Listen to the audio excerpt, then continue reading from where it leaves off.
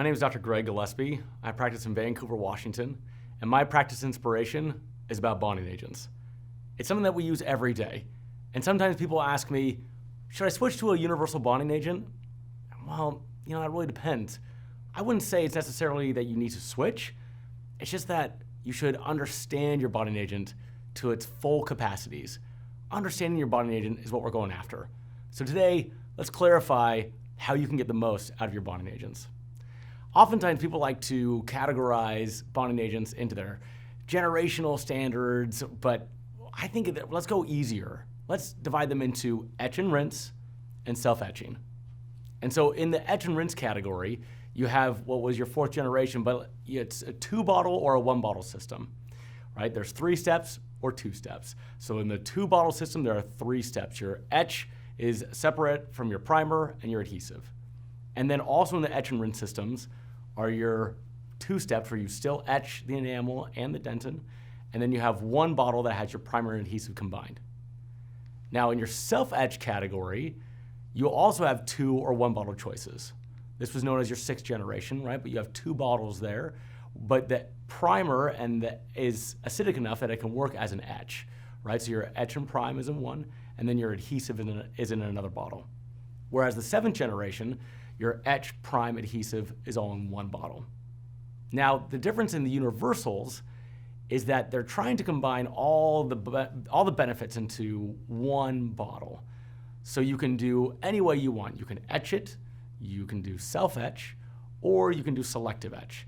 And these also come in 1 or 2 bottle systems. Now let's go back and think about what are we really trying to achieve.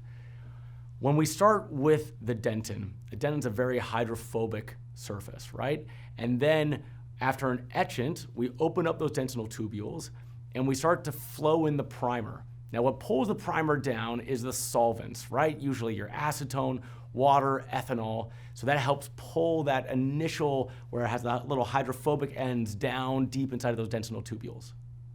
After the solvents come your adhesive. One of the great components in the adhesive monomer is MDP. That has been proven to work very, very well in bonding to the dentin surface.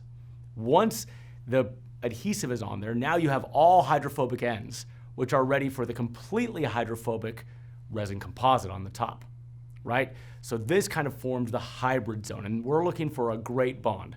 So knowing your bonding agents will help create this really powerful, strong hybrid zone. We have found that the most effective bonds come when the enamel is etched properly. And when it's roughened, that's the best through phosphoric acid etch. You can see the difference between untouched enamel and then etched enamel. It creates this roughened surface that acts as a micromechanical lock that ensures great bonding. Now, with a total etch system, when you etch the dentin, you have to be careful because while you have moist dentin here on the left, you can have over-etched and over-dried dentin on the right.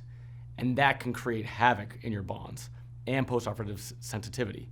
Hence the need to use a re-wetting agent. That's why so many people, when they do a total etch system, use some type of re-wetting agent like Gluma or chlorhexidine, that's what's in cavity cleanser, Concepsis, Tublicid Red, which is benzalkonium chloride, right? There are lots of re-wetting agents, and many studies have shown that bonding strengths do go up when re-wetting agents are used.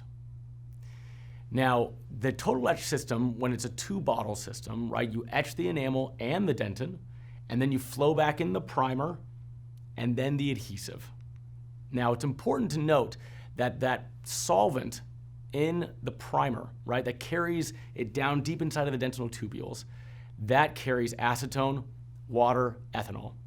All of those things actually work against your bond long term.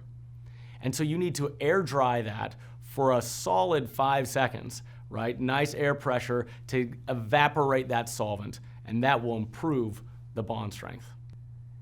Now, when it comes to the 2-step system in a fully etched, total etch system, right? You etch the enamel and the dentin, and then the primer and the adhesive are combined into 1 bottle. And so you would still etch, use a re-wetting agent, and then use your 1-bottle primer and adhesive. Now, with a self-etch system, there's no etching of the dentin by phosphoric acid etch.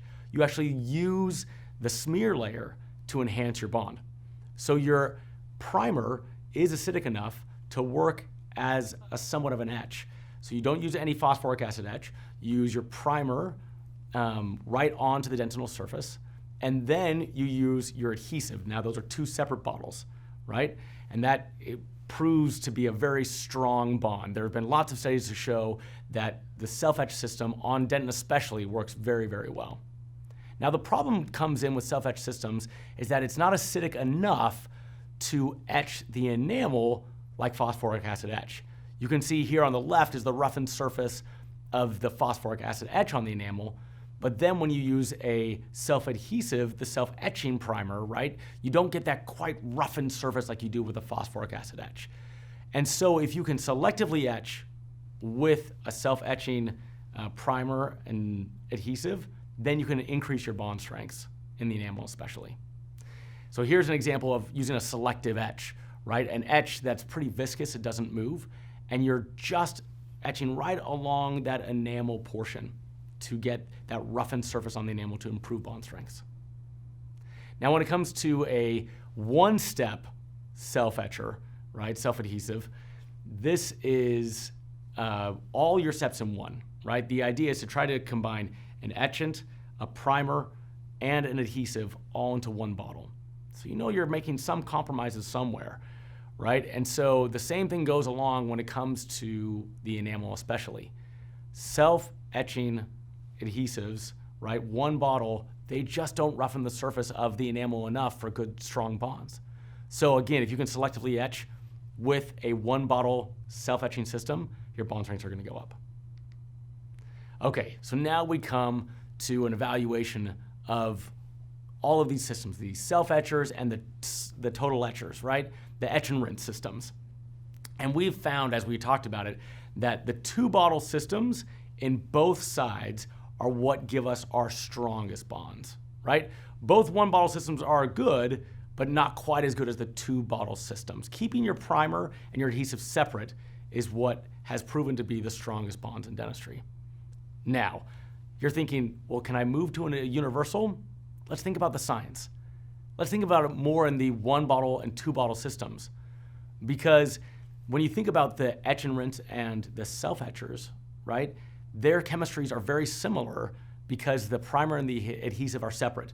So if you have a universal that's a two bottle system, you're going to be essentially using it the same way.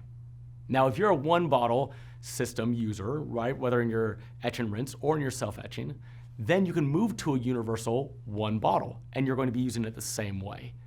And so, yeah, there is the potential of moving to a universal adhesive if the universal adhesive has some advantages in that you can take what you have been using and now use it in a variety of different ways, right? You can use your two bottle system or one bottle system. And with the universal adhesive, you can total etch, you can self-etch, or you can selective etch, depending on what you need. But I love to think of it really more in this one bottle or two bottle systems. I was in the shower one day and it dawned on me, wait a minute, my bonding agents are just like my shampoo and conditioner.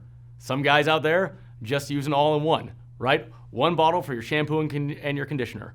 But for someone like me, this hair, this needs shampoo and a separate bottle of conditioner, right? I mean, look at this couple. My wife and I, there's no one bottle usage here. It is definitely a two bottle shampoo conditioner couple. So I think when you're thinking about your bonding agents, right, know your materials. That helps you feel more confident in what you're doing. Are you a one bottle or a two bottle users, right? If you are a one bottle user, think about how you're going to use the etch, maybe using a re-wetting agent, using it the best way that you can. If you're a two bottle user, think about the ways that you can use the primer and the adhesive in separate ways to create that strongest bond possible, always using the etch on the enamel. I hope this helps make you feel more confident in the way you use your bonding agents.